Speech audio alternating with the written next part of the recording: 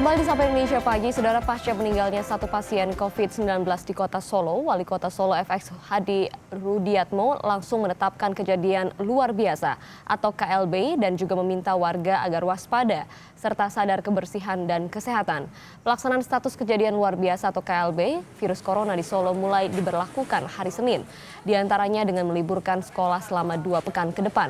Sementara itu, sejak hari Minggu kemarin, warga di Kelurahan Semanggi, Kota Solo yang menjalani karantina mandiri mendapatkan kiriman logistik, vitamin, masker, serta hand sanitizer dari Wali Kota Solo, FX Rudi Hadiatmo. Warga yang menjalani karantina mandiri ini adalah orang yang memiliki relasi atau pernah kontak dengan pasien positif corona yang meninggal dunia pada Rabu lalu. Tahan Pak Rudi. Tahan Pak. Wali Kota Solo menetapkan status kejadian luar biasa virus corona menyusul adanya pasien positif virus corona yang meninggal dan sempat dirawat di RSUD Dr. Moardi Solo, Jawa Tengah. Lalu kebijakan apa saja yang dikeluarkan oleh Wali Kota Solo untuk menghentikan penyebaran virus corona di Kota Solo? Saat ini kita sudah terhubung dengan Wali Kota Solo, dengan FX Hadi Rudiatmo. Selamat pagi Pak Rudi. Selamat pagi Mas. Pak Rudi, selain meliburkan sekolah, apa saja Pak sebenarnya kebijakan yang diberlakukan dengan penetapan status KLB di Solo ini?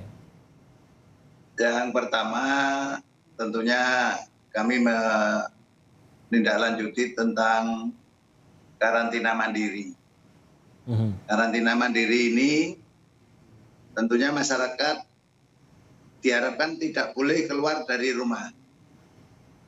Diberi pengarahan dan kebutuhan sehari-hari dijamin oleh pemerintah Kota Surakarta. Sehingga mulai kemarin karantina mandiri sudah kita urus dan kita kirim logistik supaya warga tersebut tidak kontak ataupun komunikasi dengan warga yang lainnya. Namun demikian, dengan kebijakan ini diharapkan masyarakat tidak merasa takut.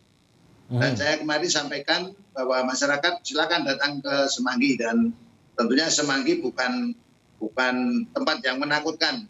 Namun Semanggi perlu kami sampaikan bahwa itu yang mesti harus kita lakukan, karantina mandiri dan isolasi ini untuk mencegah dan menyelamatkan seluruh warga masyarakat khususnya di Kelurahan Semanggi dan umumnya di Kota Surakarta. Dan kebijakan pagi hari ini kita tindak lanjuti dengan penyemprotan satu di masjid yang pasien terpapar virus corona yang meninggal dunia kemarin, dan penyemprotan di lingkungan-lingkungan yang beliau ada kegiatan-kegiatan di tengah-tengah masyarakat.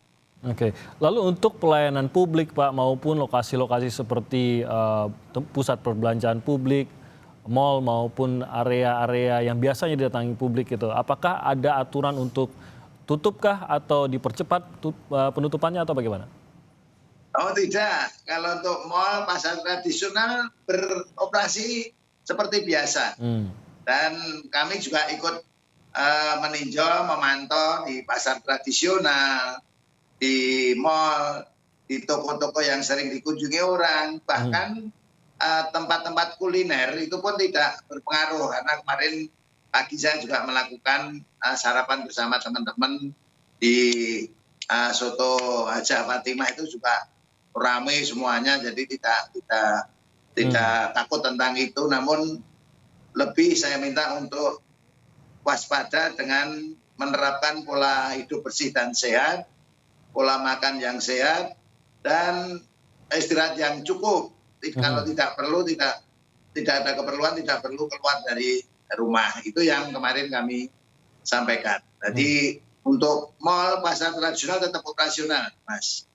Jadi sebenarnya lebih kepada himbauan untuk menghindari keluar rumah ataupun beraktivitas di luar rumah kalau memang tidak diperlukan. Tapi tidak ada halangan begitu Pak Rudi ya. Tetap saja semua fasilitas itu akan beroperasi seperti biasa begitu. Kalau begitu untuk sekolah apakah seluruhnya Pak ini saat ini diliburkan untuk 2 pekan ke depan? Oh iya, sekolah mulai dari TK, SD, SMP, baik negeri maupun swasta, semua diliburkan. Termasuk kegiatan-kegiatan untuk mengumpulkan massa yang banyak itu kita tunda terlebih dahulu. Salah satunya lari maraton Pocari Sweat itu tunda. Lantas sepak bola kemarin kita tunda. Lantas ada pentas drama musikal Maria juga kita tunda. Dan di tempat-tempat ibadah tetap boleh melakukan seperti biasa. Atas saran dari Kementerian Agama kemarin, ya khotbahnya dipersingkat, jadi tidak perlu terlalu lama. Dan kita tetap terus mengantisipasi tentang penyebaran ini sampai sejauh mana setiap hari kita evaluasi. Lalu untuk tindakan pencegahan, Pak Rudi, khususnya untuk mencegah agar ini tidak menyebar lebih jauh, apa saja yang akan dilakukan oleh pemerintah kota dan jajaran di bawahnya juga pada pekan ini maupun pekan depan selama KLB ini berlaku? Yang pertama, pemerintah Kota Surakarta akan membagikan hand sanitizer itu nanti siang kita mulai di pasar-pasar tradisional. Dan kantor-kantor pelayanan masyarakat kita layani seperti biasa. Itu juga kita siapkan alat-alat untuk cuci tangan dan sebagainya, itu kita siapkan di situ. Dan kami mengharapkan bagi yang terpapar, yang pernah kontak dengan pasien yang kemarin meninggal dunia maupun yang masih dirawat, itu kita harapkan menggunakan masker. Ya, jadi yang menggunakan masker itu yang sakit, bukan yang sehat juga ikut menggunakan masker. Namun kalau kemarin saya melakukan kunjungan ke karantina mandiri, kalau saya disarankan menggunakan masker ya saya pergunakan, itu aja. Yang penting yang pernah kontak itu menggunakan masker, jangan sampai ada percikan-percikan liur dan sebagainya itu keluar tidak tertahan oleh masker itu sendiri. Dalam penetapan kejadian luar biasa, Pak Rudi, seringkali ada kekhawatiran akan menimbulkan panik, akan menimbulkan kekurangan bahan-bahan yang dibutuhkan oleh masyarakat. Bagaimana status KLB di Solo ini akan mempengaruhi keseharian warga Solo dan juga kebutuhan mereka sehari-hari begitu? Saya kira tidak sampai dengan hari ini. Saya pantau mulai dari jam 6 pagi lalu lintas yang ada di jalan juga normal.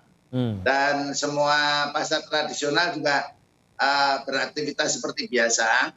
Hanya saja kita menyarankan kalau memang perlu menggunakan masker, kita juga siapkan, nanti ada pembagian masker dan hand sanitizer juga akan kami siapkan di depan pasar-pasar tradisional.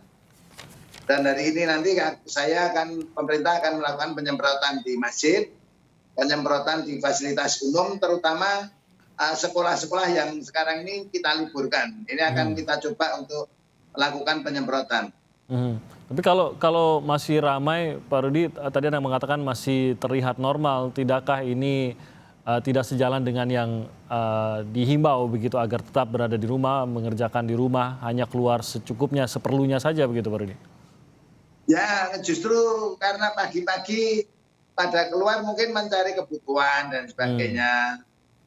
Tetapi yang dimaksud di rumah itu bukan lockdown. Ya. Jadi boleh ada kegiatan, namun antisipasi untuk pola hidup bersih dan sehat itu yang paling utama kok. Lebih waspada begitu Pak ya? Iya, lebih waspada. Ya, sehingga dengan kita putuskan KLB, ini ada yang suka, ada yang tidak. Namun lebih banyak yang memberikan dukungan karena proses pencegahan ini lebih kita eliminir sejak dini sehingga penyebaran ini tidak kemana-mana. Pak, saya kembali ke soal sekolah-sekolah ini, Kadis Pendidikan, maksud saya khususnya untuk tingkat SMA, ini kan ada rencana UN tingkat SMA yang harus dilaksanakan. Ini bagaimana Pak? Apakah ditunda atau bagaimana? Oh, ditunda juga. Ditunda 2 pekan ini nanti, baru mungkin tanggal 30 nanti baru dimulai untuk ujian nasional. Ya, tentunya semua pihak harus bisa menerima kebijakan ini demi kepentingan anak-anak itu sendiri dan demi kepentingan masyarakat yang lebih besar. Oke, dengan status KLB ini, Pak Rudi, tentunya ada dana khusus yang Anda kucurkan atau harus dikucurkan juga untuk mengatasi kejadian luar biasa ini. Bagaimana rencana pemanfaatannya dan apakah juga karena kasus atau status KLB ini akan ada dana kucuran dari pusat juga untuk menangani kondisi di Solo? Ya, untuk sementara pemerintah Kota Surakarta untuk mandiri dulu dengan dana yang kita siapkan di dana anggaran tak terduga. ini kita pakai untuk mengatasi status KLB ini dengan menggunakan anggaran untuk pembelian hand sanitizer, masker, lantas obat untuk semprot, APD, alat pelindung diri dari petugas itu sendiri, lantas untuk mengirim logistik kepada warga yang kita karantina mandiri, itu yang kita pergunakan dan kita manfaatkan. Jadi kita tidak perlu menunggu dari pusat dulu, namun kita lebih bergerak dulu supaya masyarakat ini lebih merasakan kenyamanan dan tanggung jawab pemerintah terhadap rakyatnya. Apakah ada rencana peningkatan kapasitas maupun kesiapan rumah sakit di Surakarta untuk antisipasi kasus baru, Pak? Oh ya, kita sudah siapkan untuk rumah sakit daerah. Pemerintah Kota Surakarta punya dua rumah sakit daerah, yaitu yang ada di Nyipang, Banjarsari, dan Semanggi, Rumah Sakit Bung Karno.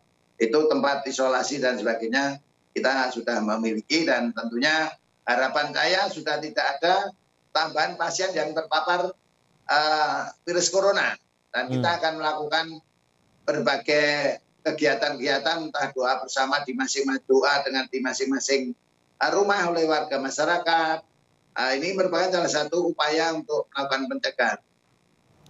Lalu untuk warga yang akan memasuki Surakarta, apakah Anda ada entah pengawasan, entah maupun kondisi khusus, ataupun himbauan bagi mereka yang akan memasuki Surakarta, khususnya dalam kondisi kurang sehat begitu, Pak Rudi?